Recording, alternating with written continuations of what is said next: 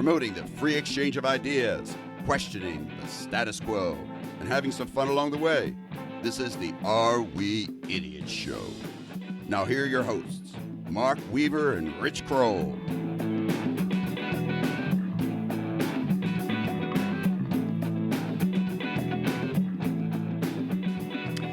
Hello again, everyone, and welcome to the Are We Idiots Show. And it's vacation season, so we thought while we're on vacation, we'd replay some best of episodes. And in this particular case, we're going to replay our very first episode on free speech. So enjoy. Hopefully it's still very topical. Enjoy the episode, and we'll see you again soon. Hello, and welcome to the Are We Idiots Show, a podcast promoting the free exchange of ideas, questioning the status quo, and hopefully having some fun along the way. I'm your host, Mark Weaver, along with my co-host, Rich Kroll. Kroller, how are you today? Great, Mark. It's another beautiful day. Well, it's our first episode, and I'm excited. I know you're excited. And by the way, just a reminder for our listeners, we did a preface show that kind of goes into why we're doing this show, a little bit about our background. So I'd encourage listeners to go back and download that episode and give you a little basis of understanding about, what this show is going to be about. But for every show, we're going to open with a Idiot of the Week award, and we'll get to that in a second. We could probably do an entire show on Idiot of the Minute award. Yeah, I think the internet gives us plenty of ammunition for that one. After the Idiot of the Week award, we're going to talk about free speech, and I think that's appropriate considering that's a lot of what this show is about, and the importance of free speech. And then for the listeners, make sure you listen later in the show. We're going to debut the Kroller Wiki segment. And that's always fascinating. Well, that should be fun because, Kroller, you're a wealth of knowledge, and we want to share that with our listeners. And if you're not familiar with the wiki, hopefully you should be familiar with a wiki. But Kroller has a wiki, and it's a wealth of knowledge. I'm going to give him 3 common statements or sayings that we hear in our vernacular, and Rich is going to tell us where they originated from. And if he's close enough, I'll give him a point, and I'll reveal the true origin of the saying. But hopefully he can get 3 for 3. That would be nice to start out the Kroller Wiki segment with 3 out of 3. Well, I have a lot of historical inside information on these sayings that a lot of people have no idea about. So I'll be educating the world on some other avenues that promoted or led to these sayings. So that should be a lot of fun. But we're going to start off with the Idiot of the Week award. And for the first week, I'm going to provide you with 2 nominees. And you're going to be judge and jury on who gets the prize for the first week. You're not going to nominate yourself and surprise me, are you? No, not this week. Maybe in future episodes. And then next week, by the way, you're going to be responsible for nominating 2 people, and I get to be judge. So sounds good. I always have an authority figure, about me. So I do should feel like you're judge. my older brother at times. All right. So the Idiot of the Week award. Here's the 2 nominees. The first one is 28-year-old Abby Beckley, and she's in Oregon. And this happened a little while back, but the story just came out this week. So Abby had red and scratchy and irritated eyes, and it was really bothering her. So she looked in the mirror, and she noticed that she could see and she could pick out parasitic worms out of her eye. So she picked out a couple of them, went to the local urgent care, and the urgent care people freaked out, of course. I'm freaking out just listening to this. Yeah, and didn't know what to do. And actually, I think she went to the local ER. They didn't know what to do. She picked out 4 at this original session. How big were these parasitic worms? Very, very, very small. I could show you off air. But so anyhow, they're so it's not like there were earthworms coming out of her eyes. They're parasitic, almost like a scene from The microscopic. Exorcist or something. But she could pick them out.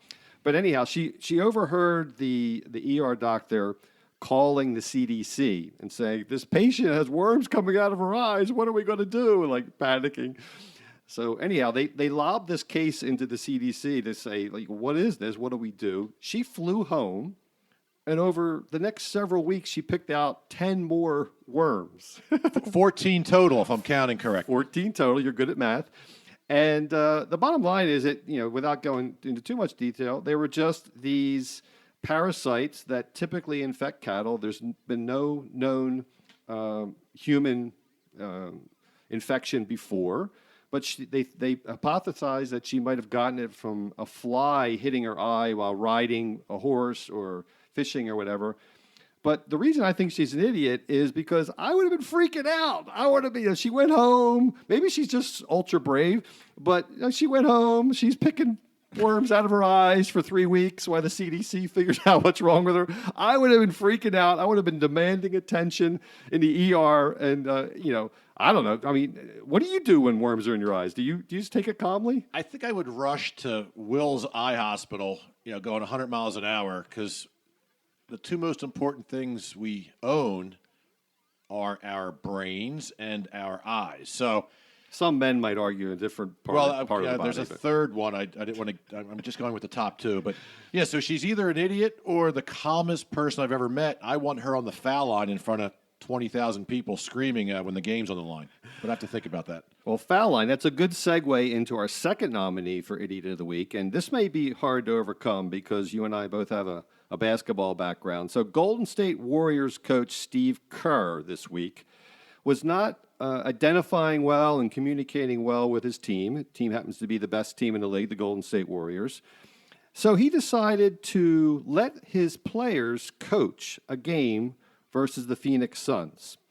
And to me, this is totally disrespectful. By the way, for the listeners, the Phoenix Suns are, if not the worst, one of the worst teams in the leagues.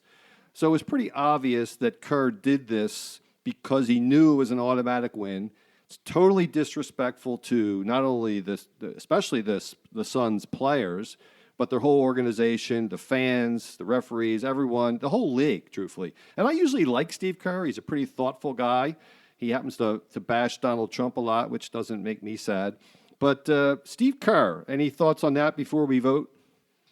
Well, that is really trivializing not only the coaching position, but another opponent.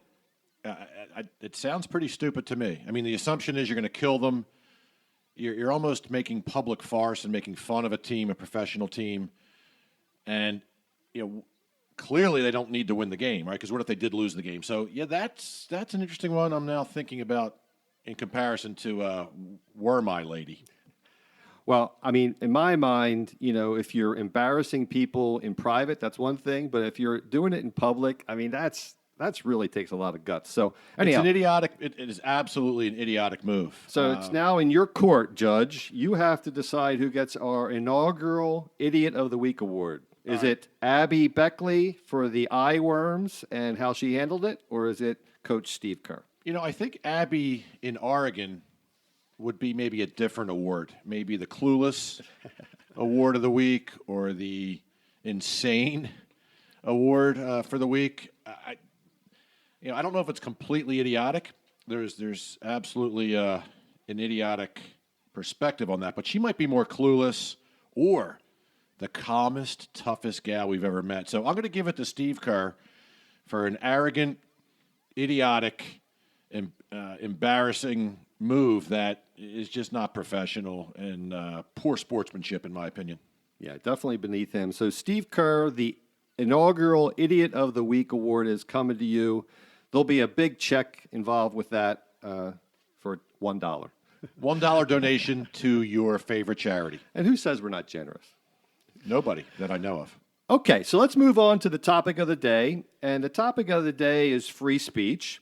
And for our listeners out there, the First Amendment to our Constitution covers free speech. It actually covers a bunch of different things. I'll rip them off here quickly. So no law to establish religion, so separation of church and state, the freedom of speech, the freedom of press, the right to peaceably assemble, which we're doing now, Rich. We're peaceably assembling. Yes, we are, although I may throw something at you. Depending on where the topic goes. And then to petition for the government for grievances. Specifically, we're just going to talk about free speech today, and I'm just going to quickly rip down a bullet point list of my observations about where we are with free speech and some of the problems that we're running into in our society. So I already mentioned that the First Amendment, I think the founders gave us the First Amendment and put it first for a reason, because I think it's critically important to talk about some of these things and hear our differences of opinion and ideas, and that's healthy for society. But unfortunately, we've seemed to have gotten to a place in our culture where people, and I would say mostly progressive and or younger people. Millennials? Are you talking about millennials? I'm not going there right now. I'm not labeling anyone here, right, which is one of the problems we have. But there's a lot of people now that think they have the inalienable right. Good word, inalienable. I don't use that enough in my daily speech patterns. I like that. To not be offended. They think that that's a right to not be offended. And in my mind, disagreeing with others is not only unavoidable, but it's decidedly healthy. So that's one. And the best way to protect all of our rights to freedom of speech is not to have subjective rules about what is offensive. So we have laws. So if you harm someone, or you assault someone, or you physically hurt someone, that you can be held accountable for that. But that when you speak, that's not hate speech. If you speak and disagree with someone, so that it can be. So this is going to be interesting because you're such a literalist, right? So I knew this would be a great topic. By the way, it's a great amendment. Our founding fathers don't get enough credit, even 273 years later, if that's the right number. That's great math. These guys were geniuses, right? James Madison wrote this amendment, by the way, with a lot of influence from Thomas Jefferson, for those historians scoring at home. But I'll tell you what, there's a common sense side to this. I don't think you're going to go down, so I'm really looking forward to your literal take on this amendment. Well, I think that the best way to protect our own right to do it is to allow others to offend us. And so I don't agree with flag burning or Nazis or KKK, but I say you let them speak, and a lot of people would call that hate speech, quote, quote. But if you're so emotionally fragile, or you need a safe space, or a support dog, or whatever it is, I mean, you got to grow up, toughen up, debate them, challenge them, and let the best ideas win. That's the way I feel, and let everything else, go. Think about what you're saying, right? So if you have a mob of 3,000 people carrying torches and whips and chains and clubs, how do you really debate that? What handful of people is going to walk up? I mean, so this is where I disagree. And I believe the founding fathers did not intend this to be, you can do whatever you want, say whatever you want, and not use common sense. I believe our founding fathers had common sense, which you're not going to apply to this. You're going to take it literal word for word. So who's common sense? Whose common sense? That's the key issue. Is it your common sense? Is it my common sense? Is it Bernie Sanders' common sense? Where is that line? And I would contend that line is at physical harm or potential physical harm. Like the age-old analogy is you can't yell fire in a crowded theater. Well, that's because you would cause a panic and there'd be physical harm. Okay, so maybe you are going to agree with me in a weird way here, but I doubt it. The mob walking down the streets in Charlottesville near the University of Virginia last year, basically Ku Klux Klan. Right. Racists. Yep. Awful people. Awful people. Ridiculous cause. Right. I think that is borderline tempting and trying to incite physical harm and intimidation and turning the clocks back 300 years. So therefore, I think that crosses the line of common sense with freedom of speech. Common sense, according to Rich Kroll. And you don't see the danger in individuals deciding where that line is? Well, again, don't get me wrong. The First Amendment is a genius amendment. But let's use some other examples. Because how about flag burning? Flag burning is legal if it's your own flag, it's your own personal property. I would never do it, but that's a right of free speech to free expression to burn a flag. But most people don't agree with that. Do you think the founders of our Constitution had any idea what would take place 100, 200, 273 years later with some of this stuff? Do you think they really thought anybody would be burning flags or walking down the street with crosses and white hoods on, trying to incite potential violence? I mean, there's no other reason. If it's a hate group, the hate group's intention is to wipe people out, hurt people, murder people, whether it's racial groups or terrorist groups or anti-American groups. If it's going to incite a riot or push people over the edge knowingly, I think that's where it crosses the line, and that's common sense to me. So if they don't strike someone and someone gets mad at them for their awful I agree, it's awful position and hate speech or whatever you want to call it, but it's just speech. It's not physical harm. So the person that strikes them and quote, causes the violence, they're the one that are at fault. But I think it's symbolism. If I'm burning a flag, I'm in public, I'm basically looking at citizens and saying, yeah, I'm burning your flag because I'm burning you and I hate this country. That I think symbolism can cross the line. The old, when we grew up, sticks and stones will break your bones, but words will never hurt you. Right. No, words can hurt. Words are the only thing that can hurt without physical hurt, and it leads to physical reaction. So here's an example, right? If It only leads to physical reaction if you let it. yeah, but we're human beings with emotions, and to me, if it's going to incite a riot or create an emotional response so powerful that could lead to conflict, that's just common sense. Well, common sense according to you. I mean, I could get. So what if deciding between red and blue led to conflict? Is that justifiable? Where's the common sense? Okay, so here's where where's your the line? literalness is insane. Well, it's a Nobody principle. cares It's a red principle. or blue. There are not wars, right? We had a civil war over an issue, right? We have terrorism wars over issues. You're comparing, do I think the sky is blue or aqua? Or is the ocean turquoise or lavender? Nobody cares. But when you take in certain historical issues that are highly offensive, that's where I think common sense come into play. And we have 330 million Americans in this country? I'll bet I can get 200 million Americans on my side for this one. Quick example. 9/11, right? We had a terrorist attack on the United States, the city of New York, and the World Trade Centers. Well, do you think freedom of speech would allow terrorists walking down the streets of Manhattan promoting with clubs and chains and signs that say, burn World Trade Centers, burn, and that's okay? Well, it not only is it not okay as far as I'm concerned, and 200 million Americans, but is it legal? And yes, it's legal. And I say let the marketplace take care of these people. It shouldn't be against the law. There should be no law to regulate speech. And again, I don't love Nazis. I hate that. They're detestable people. The KKK, detestable people. People that would promote, terrorism, detestable people. I just don't want the government or any one individual deciding what is or isn't acceptable speech. Again, it's common sense. It's legal. There's no common sense. Common sense is your idea. Who decides what common sense is?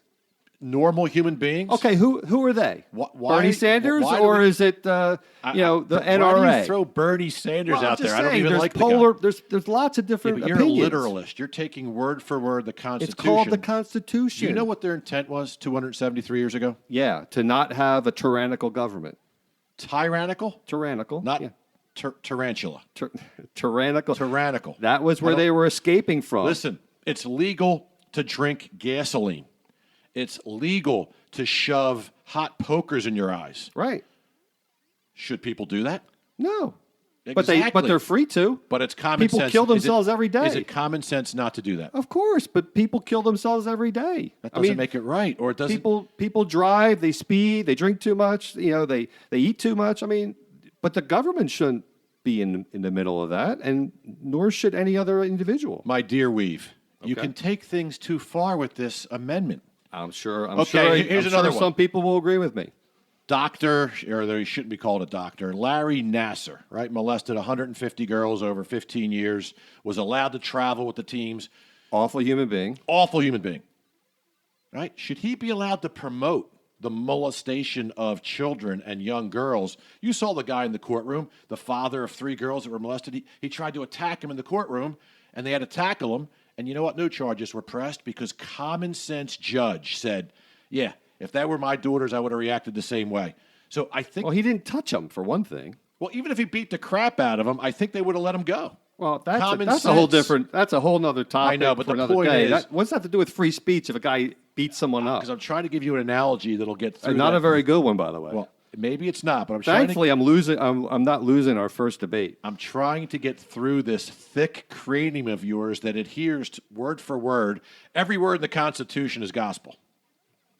Well, I don't know if it's gospel, but it was a well-thought-out argument and a well-thought-out document, and you even said that they were geniuses. So I'm going to go with Madison, Jefferson, Monroe, all these Hamilton, all these guys. But if they were over alive Rich Kroll today, sitting in this room, they would disagree with you. I can tell you that. I think they would say, "Yeah, listen, freedom of speech.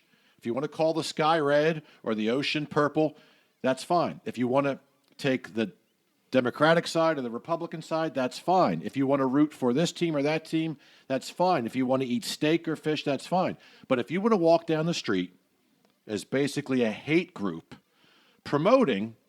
Hate group according to your definition, Rich Kroll's definition. We should Ku put that into Klux the Constitution. Klan not a hate group. We should put that into the Constitution. This is where you're nuts. Is the Ku Klux Klan not a hate group? Of Are course. terrorists not a hate group? Of course. So they according to many people. Are Nazis a hate group? Are Christians a hate group? Maybe back in Crusade times. Are Muslims a hate group?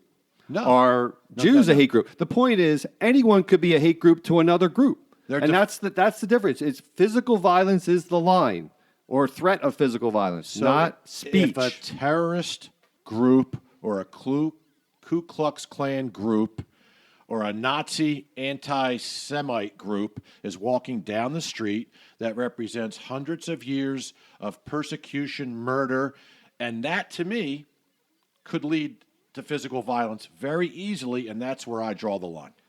Well, I don't think we'll solve this today because I vehemently disagree. And again, I want to say I'm not a Nazi proponent. I'm not a racist. I'm not a KKK proponent.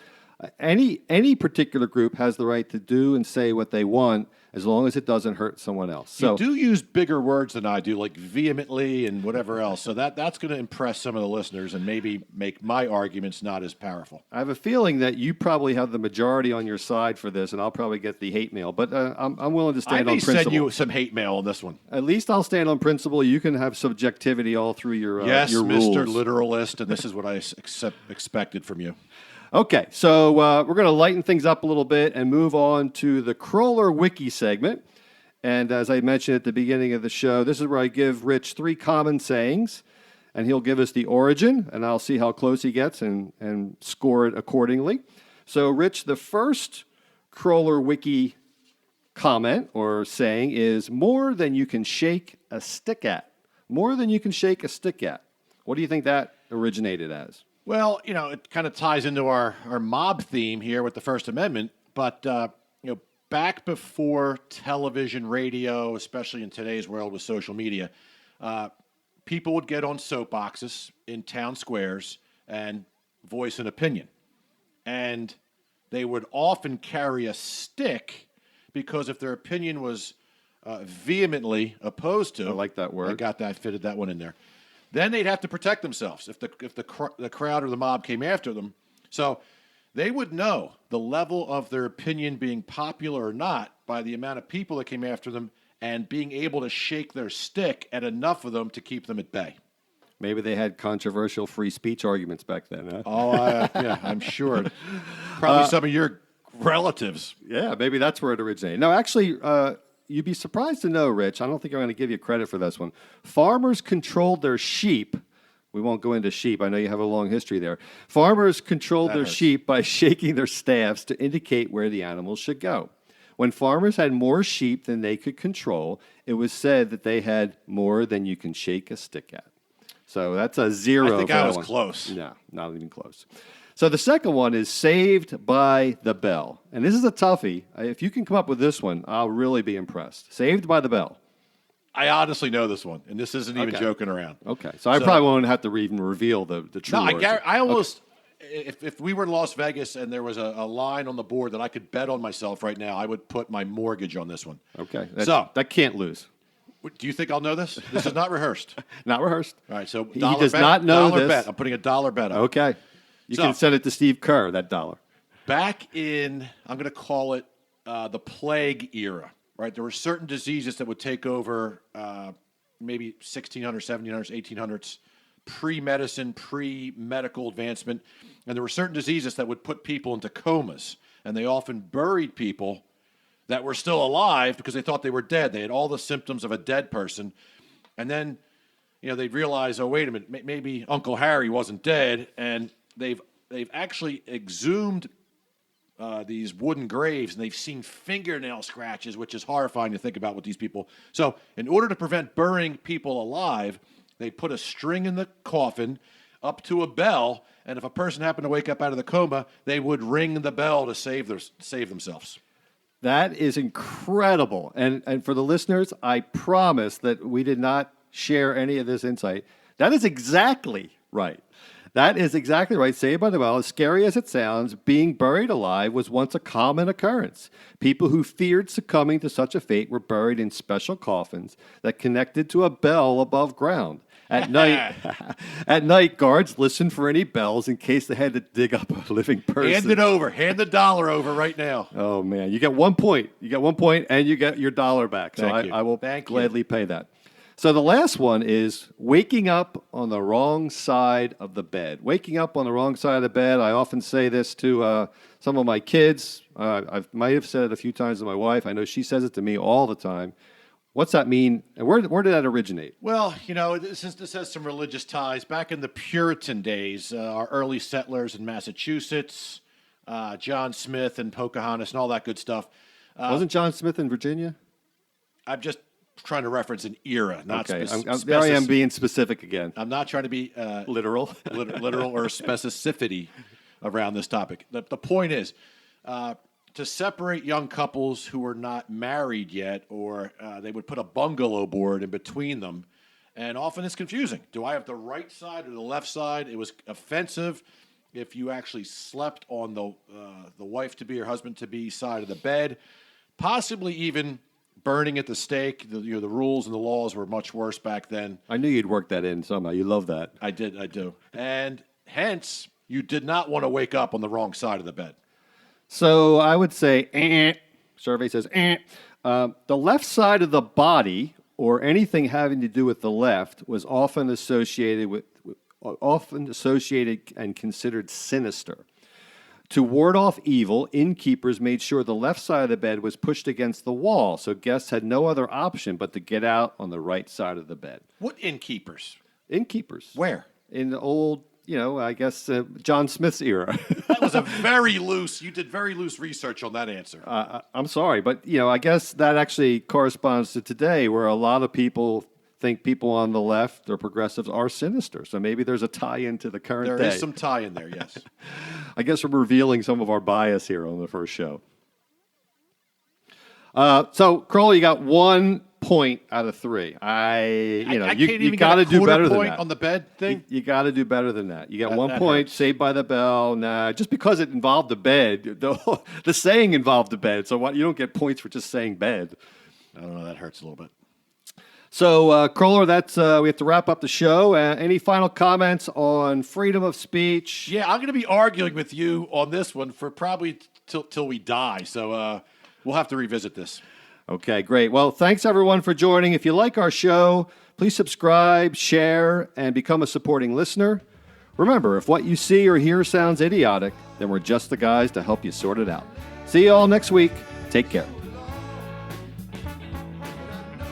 Thank you for listening to the Are We Idiots Show. Please subscribe on iTunes, Google Play, or Stitcher so you can enjoy all episodes.